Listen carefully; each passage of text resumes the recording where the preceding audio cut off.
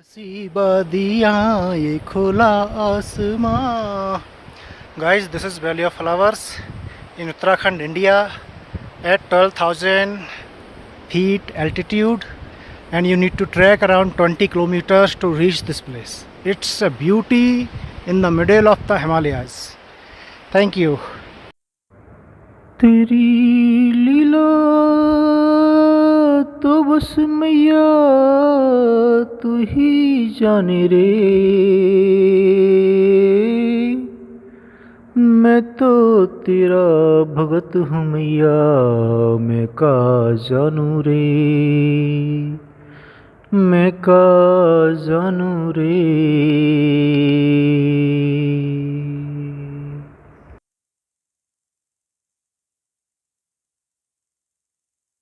दोस्तों ये है आश्रम, जेतेश्वर महादेव मंदिर लिखा हुआ है. तो ये ओरी वाला आश्रम है जो ओरी के आगे है, करीब शायद 1 किलोमीटर और आगे होगा. यहाँ पर थोड़ा सा विश्राम किया जाएगा. ये देखिए गन्ना जा रहा है भर के 3-4 गुना ट्रैक्टर के ऊपर. तो थोड़ी देर विश्राम किया जाएगा और फिर आगे बढ़ा जाएगा. दोस्तों अभी मैं रास्ते पर ही हूँ कार्तिक स्वामी के, और करीब 2 किलोमीटर चल लिया हूँ. तो अभी 5 किलोमीटर और है कार्तिक स्वामी. एक जो पिछली जगह जहाँ मैं रुका था विश्राम के लिए, तो वहाँ पर जो जगह का नाम तो भूल गया मैं, वहाँ पर रुकने भोजन की व्यवस्था भी थी. अभी ये रोड थोड़ा ठीक सा हो गया, यानी तो पूरे रोड पे अभी तक आ रहा था तो इतनी धूल थी कि जब भी कोई ट्रक वगैरह निकलता था, 10 ये मान के चलिए कि कम से कम 20-30 सेकंड तक पूरा धूल रहती थी. अब सांस लेने में तक परेशानी हो जाती है. अभी देखिए फिर से ऐसे में जब निकलता है, अभी आगे थोड़ा साफ सा दिख रहा है. तो एक बाबा मिले, वो गाड़ी से परिक्रमा कर रहे थे, अकेले थे, गाड़ी से कर रहे थे, ड्राइवर भी था और साथ में. तो ऐसे ही थोड़ी बातचीत हुई तो उन्होंने बताया कि उनकी दूसरी परिक्रमा है ये, 2 साल पहले उन्होंने एक बार और की थी. तो वो बोले आपकी तरह मन तो मेरा भी बहुत था कि मैं पैदल करूं, लेकिन बोले मेरा वजन थोड़ा ज़्यादा है और उम्र थोड़ी ज़्यादा है, तो उसके कारण हो नहीं पाती है. तो मैं ये नहीं चाहता था कि बीच में कहीं फिर नहीं हो पाए तो फिर गाड़ी लेना पड़े, तो फिर मतलब क्या है, उससे अच्छा गाड़ी से ही कर लो. तो मुझे उनकी बात बहुत अच्छी लगी, बिल्कुल ईमानदारी से. वो अपने आप को समझते थे, जानते थे.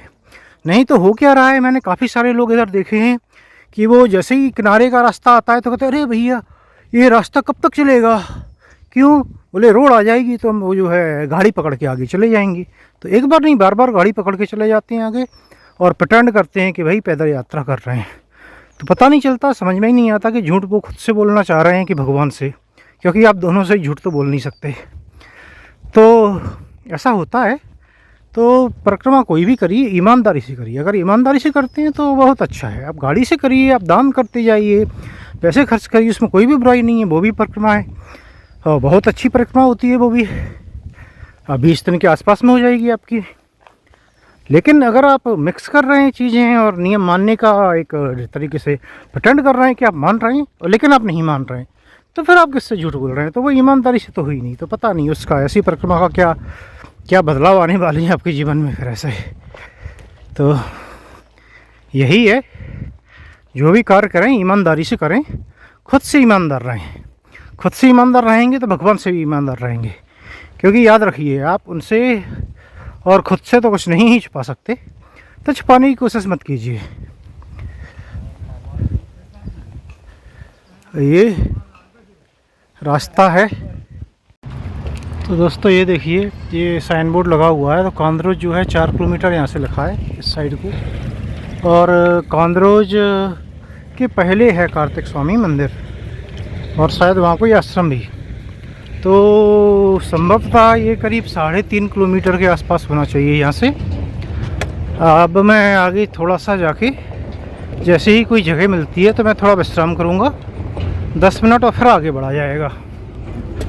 और फिर कोशिश होगी कि सीधा कार्तिक स्वामी में ही विश्राम किया जाए, और फिर देखा जाए कि वहाँ रुकना है कि और आगे जा सकते हैं. 4-5 किलोमीटर दूरी पर कुछ और भी है. तो अभी के लिए तो थोड़ी दूरी पे देखता हूँ कुछ रुकने का होगा. रुकने का मतलब बैठने की जगह हो, उतना काफ़ी है. पुलिया वुलिया कुछ भी, तो थोड़ा विश्राम किया जाए। अगर कुछ पीने का पानी भी मिल जाए तो अति उत्तम। क्या हो सकता है उससे अच्छा। वो देखिए, देखते हैं आगे। दोस्तों ऐसी ही धूप है और ऐसी ही रास्ता है, कुछ खास बदला नहीं है पिछले कुछ टाइम से। अध कच्चा जो डाबर वाला रोड था उससे कच्चे रोड पर आ गए और उससे फिर रोड बदल जाएगा, मिल जाएगा। ये देखिए ऐसा रोड है। यह केले की खेती बहुत होती है और केले की खेती करने वालों से मैंने बात की तो उन्होंने बताया कि उसमें एक ही चीज़ आपको चाहिए जो कि ज़रूरी होती है, वो है पानी। तो पानी बहुत लगता है, करीब करीब पानी में ही रखे जाते हैं पेड़ और हर हफ्ते पानी देते हैं वो लोग। या फिर जो ड्रिप होता है, छोटा छोटा पाइप डाल के रखे होते हैं उनने बीच बीच में से, तो उनके द्वारा देते हैं। पानी की अगर अच्छी सुविधा है तो केले की खेती बता रही थी कि काफ़ी अच्छा है, काफ़ी फ़ायदेमंद होती है। खैर जो भी है, हमें तो आगे बढ़ना है। अब केले की खेती हो या कुछ और हो, वो अपने हिसाब से कर ही लेंगे किसान। ये देखिए उधर भी केले की खेती है। इधर शायद ये पपीता है। पपीता की बीच बीच में कहीं कहीं मिलती है बट बहुत ज़्यादा नहीं मिलती है। तो पपीता की खेती भी होती है। अब कितने फ़ायदेमंद है क्या है वो तो अपने को नहीं पता।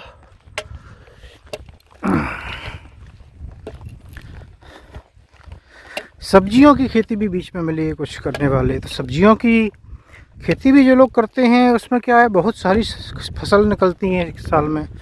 कुछ तो 3-4 बार लगा देते हैं, तो उसमें भी अच्छा फ़ायदा होता है। लेकिन उसमें आपको थोड़ी सी एक्सपर्टीज चाहिए, उसमें आपको सारी जानकारी होनी चाहिए, कब क्या देना है।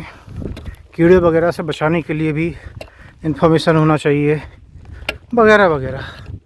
और डिमांड कैसी है, कब होती है, कब किसकी कीमत बढ़ती है, वो भी आपको थोड़ा सा ये करना होता है। तो इधर ट्रेडिशनल क्रॉप्स मैंने काफ़ी कम देखी है, जो उधर होती थी नॉर्मल वाली गेहूं चना बाजरा वगैरह वगैरह, तो इधर नहीं है वो। इधर जो है वो इस टाइप की फसल ही ज़्यादा है। इवन कपास भी धीरे धीरे कम होता जा रहा है इधर। इधर अब मुझे कपास भी देखने को नहीं मिलता है, मिलता है कम मिलता है देखने को।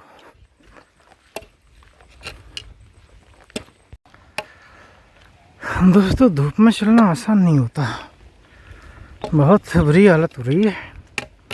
कहीं बैठने की जगह भी नहीं है, चालू रोड है तो आप सड़क पर भी नहीं बैठ सकते। और सबसे बड़ी बात, प्यास लग रही है, पानी नहीं है।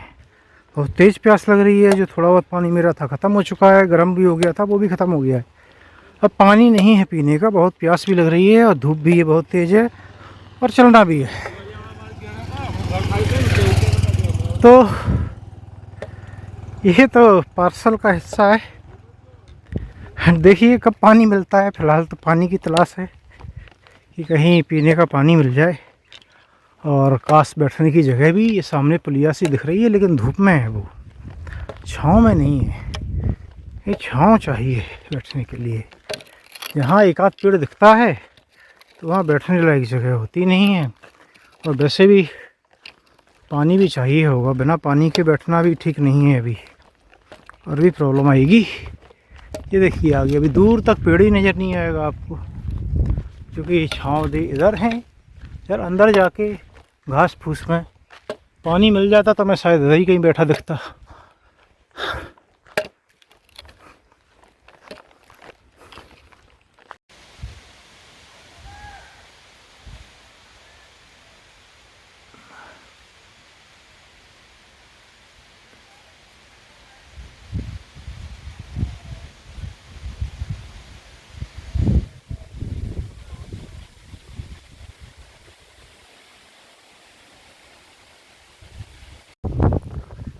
तो दोस्तों पानी तो नहीं मिला, लेकिन ये थोड़ी छाया ज़रूर मिली। ये पता नहीं किसके पेड़ हैं और क्या पर्पज़ है, बट बहुत सारी जगह में लगाए हुए हैं किसी ने। और पेड़ लगाए हैं बड़े बड़े, तो गैप दे दे के ही लगाए होंगे। तो बस उन्हीं के बीच काफ़ी जगह थी, इतनी जगह थी कि 100-200 परिक्रमा करने वाले लेट सकते हैं। तो था, नीचे नीचे मिट्टी थी बट ठीक है। तो वहीं पे थोड़ा बैठा गया और 5-7 मिनट ही बैठा मैं, अब आगे बढ़ दिया हूँ। इसलिए नहीं कि जल्दी है या थकावट तो थी, बैठना चाह रहा था, लेकिन प्यास भी लग रही है तो पानी भी चाहिए। जितनी ज़्यादा देर बैठूँगा उतना ज़्यादा प्रॉब्लम होगी। तो अच्छा है कि आगे बढ़ा जाए और पानी मिल जाए तो अच्छा है, और नहीं तो लगभग 2 किलोमीटर बचा है कार्तिक स्वामी मंदिर। तो फिर धीरे धीरे घिसटते घिसटते वहीं पहुंच जाएंगे, वहीं पर जलपान होगा और फिर देखते हैं। हाँ, कम से कम आधा घंटे का तो रेस्ट लिया जाएगा फिर, और अगर वक्त ज़्यादा हो गया तो शायद आज वहीं रुकना पड़ जाए। तो ये अधिकतर जो थोड़ा सा चला जाता है वो सुबह थोड़ा सा ठीक ठाक चल लिया जाता है, बट कुछ दिन से क्या हो रहा है कि सुबह नहीं चल पा। एक तो निकलने में लेट हो जाता हूँ क्योंकि रास्ते पता नहीं है, पगडंडी खेतों के बीच से। तो तभी पूछ सकते हैं जब किसान जाग जाएं, तो जब उजाला सा होता है तभी निकल पाते हैं। तो तभी निकलता हूँ मैं, तो ऑब्वियसली अकेला हूँ तो मेरे साथ रिस्क ज़्यादा होती है। और दूसरी बात ये है कि मंदिर बहुत हैं, तो मंदिर होते हैं रास्ते में, तो फिर उनका पता करते करते जाते, फिर वहाँ बैठो, फिर वहाँ से आते हैं, तो उसमें भी थोड़ा सा वक्त ज़्यादा जा रहा था। इसलिए सुबह जो है रफ्तार वो नहीं हुई जो कि होना चाहिए। तो पिछले, अगर मैं शुरू से भी अभी तक देखूँ तो अभी जो है 2-3-4 दिन में सुल पाने के बाद मैं सबसे कम चल रहा हूँ। और डिस्टेंस जो कवर हो रही है पॉइंट टू पॉइंट वो तो फिर भी ठीक है, बट ओवरऑल परिक्रमा का पाथ जो है वो कम कवर हो रहा है, तो ठीक है। लेकिन आगे अभी तो मुझे नहीं पता है कोई ख़ास ज़्यादा मंदिर, 1-2 मंदिर का पता है। तो अगर ज़्यादा नहीं हुए तो हो सकता है आने वाले कुछ दिनों में मैं फिर थोड़ा सा स्पीड फिर से पिकअप करूं। कम से कम 25 किलोमीटर तो रोज़ाना चलना पड़ेगा। उसके नीचे चल रहे हैं तो फिर तो कम है, तो 25 किलोमीटर तो चलना पड़ेगा। और अगर 25 चलना है तो कम से कम 15-16 किलोमीटर आपको सुबह 11 बजे, 11 साढ़े 11 तक चलना ही पड़ेगा।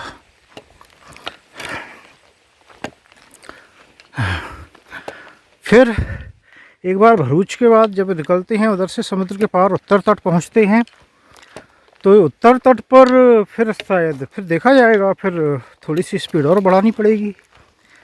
अब सर्दी भी बढ़ेगी धीरे धीरे, और सर्दी बढ़ेगी तो दिन में हो सकता है चलने में फिर उतनी समस्या ना आए, तो दिन में आराम से चल पाएँ। क्योंकि जैसे जैसे सर्दी बढ़ेगी तो सुबह चलना मुश्किल होगा, फिर अर्ली मॉर्निंग अंधेरा भी कारण रहेगा और ठंड भी कारण रहेगी। आज ही जैसे उंगलियों में, हाथ में उतनी ही सर्दी में काफ़ी प्रॉब्लम हो रही थी, लगातार हाथ बाहर निकले थे तो उंगलियां कपकपा रही थी डंडा पकड़ने में। और फिर आपके पास यहाँ तो जेब भी नहीं है कि आप उसमें डाल के गर्म कर पाएँ उंगलियाँ। कुर्ते की जेब तो कैसी होती है आपको पता ही है, वो भी सूती कुर्ते की, तो उसमें डालने से तो हाथ गर्म नहीं होगा। बट ये सारी चीज़ें जो परेशानियां हैं, ये सारी चीज़ें तो एक पार्सल हैं, एक पैकेज में आती हैं परिक्रमा के लिए। क्योंकि आप निकले हैं तपस्या करने, तो आपको छोटे छोटे ये सारे कष्ट तो जगह जगह होंगे ही। जैसे कि सोने में है, तो सोने में सर्दी, और सर्दी के बाद खुले में सोना, तो फिर करेला वो भी नीम चाह हो जाता है। तो ये तो आएंगी चीज़ें, उनसे डील करना पड़ेगा। शरीर को थोड़ा सा कष्ट तो सहना ही पड़ेगा, सह रहा है बेचारा और सहेगा थोड़ा सा। चलिए, ये एक सूखी नदी है, इसमें शायद बारिश की नदी है, सूखी नहीं है पूरी तरह से, थोड़ा सा पानी आ रहा है जो कि उपयोगी है, इतना पानी काफ़ी उपयोगी है। तो नदी चालू है, ये देखिए, कम पानी है लेकिन यूजफुल है, इतना है कि उपयोग किया जा सके। इससे और कम अगर हो जाता है तो फिर वो गंदा हो जाता है। इतनी तक में ठीक है, फ्लोइंग वाटर है तो काम का है।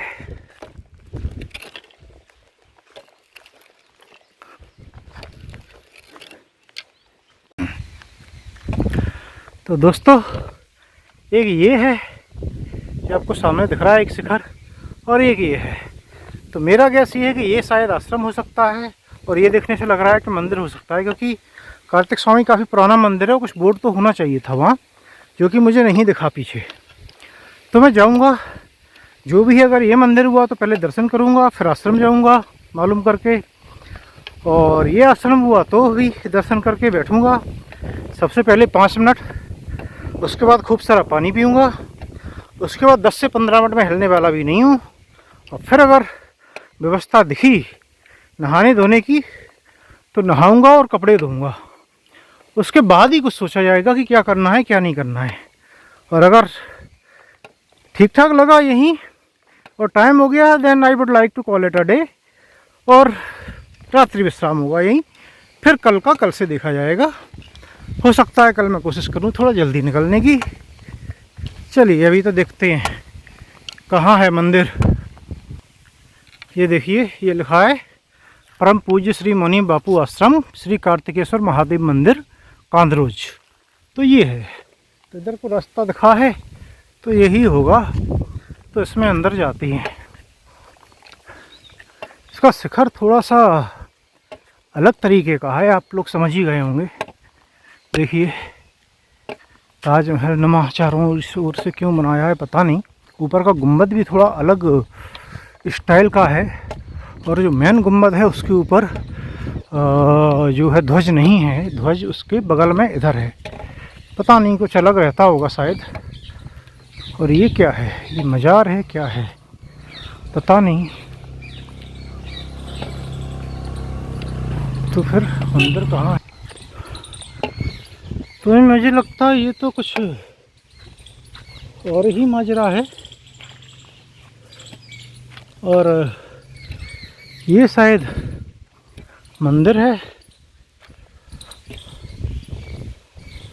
मैं बाद में देखूंगा, पहले मैं अंदर जाता हूँ, और संभवतः जो अंदर जो पहले दिखा था वही मंदिर है और वही आश्रम भी है। चलिए देखते हैं क्या है।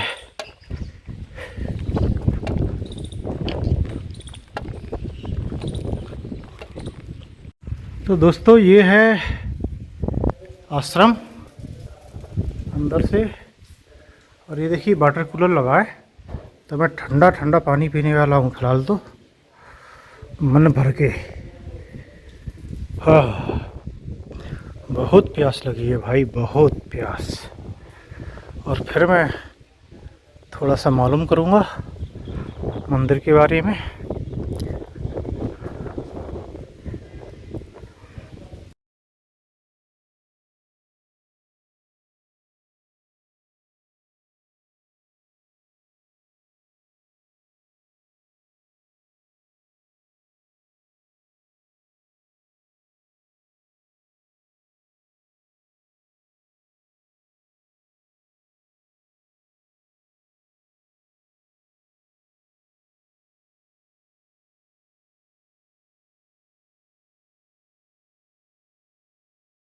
तो दोस्तों मैं आज यहीं पर विश्राम करूंगा, और मैं जब यहाँ आया तो एक महोदय आए थे पास के गांव से, और वो सीधे मेरे पास आकर बैठ गए और काफ़ी चर्चा करने लगे। वो बोले कि मैं रोज़ाना 4 बजे के बाद शाम के टाइम में जाता हूँ कहीं ना कहीं किनारे, तो आज मैं जा कहीं और रहा था, लेकिन पता नहीं कैसे इधर आना हो गया।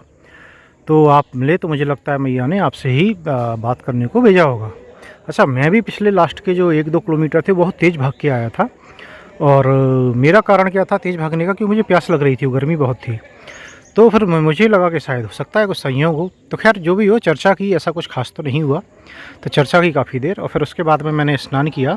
यहाँ देखिए बहुत बड़ा खुला कैंपस है, और नहाने के लिए बढ़िया बाथरूम वगैरह बने हुए हैं, टॉयलेट वगैरह बने हुए हैं, काफ़ी खुली जगह है कपड़े डालने के लिए। तो काफ़ी अच्छी व्यवस्था है, और काफ़ी अच्छे से मैनेज कर रहे हैं बिना किसी भेदभाव के। और उसके अलावा ये जो है कार्तिकेय स्वामी मंदिर, मैंने जो अभी आपको दिखाया शिवलिंग, वो शिवलिंग भगवान शिव के पुत्र श्री कार्तिकेय जी के द्वारा स्थापित है। तो खुद उन्होंने ये स्थापित किया था, इसलिए इसे कार्तिकेय स्वामी मंदिर बोलते हैं। और यहाँ पर मौनी बाबा थे जो कि अब नहीं हैं, अभी तो समाधि ले ली उन्होंने काफ़ी वक्त पहले। वो काफ़ी प्रसिद्ध थे, काफ़ी चमत्कारिक बाबा माना जाता था उन्हें, तो उनके कारण भी ये स्थान जाना जाता है। इसके अलावा जो मुझे एक और जानकारी मिली जो कछुआ की, जो शिव जी के आगे कछुआ, तो वो महोदय ने मुझे बताया कि गुजरात में अधिकतर शिव मंदिरों के आगे कछुआ होता है, फिर नंदी जी होते हैं। उनने लॉजिक दिया कि जो है हर मंदिर में क्या होता है, कछुआ की उम्र बहुत होती है तो इसलिए रखा जाता है, फिर शक्ति का प्रतीक माता होती हैं तो उनकी प्रतिमा होती है, नंदी जी एक खास पोजीशन में बैठते हैं तो उस कारण वो ध्यान की प्रतिमा मूर्ति माने जाते हैं, तो ऐसे करके मूर्तियाँ होती हैं। और उनने कहा कि सोमनाथ में भी ऐसा है। हालांकि मैं सोमनाथ गया था, नागेश्वर गया था, तो मुझे बिल्कुल याद नहीं था ये। शायद मेरी मेमोरी के कारण, मेमोरी आजकल उतनी अच्छी चलती नहीं है। तो कुल मिला के ये है कि अच्छा स्थान है, बहुत अच्छा स्थान है, तो इसलिए आज यहीं पर विश्राम करने का निर्णय लिया और आज यहीं पे रात्रि विश्राम होगा, भोजन होंगे और कल सुबह अपनी नर्मदा परिक्रमा है वो आगे के लिए बढ़ाई जाएगी। और अगर कुछ खास अपडेट नहीं होता है तो अगर होगा तो मैं ऐड कर दूंगा, नहीं तो फिर आज का वीडियो यहीं पे समाप्त करेंगे। नर्मदे हर।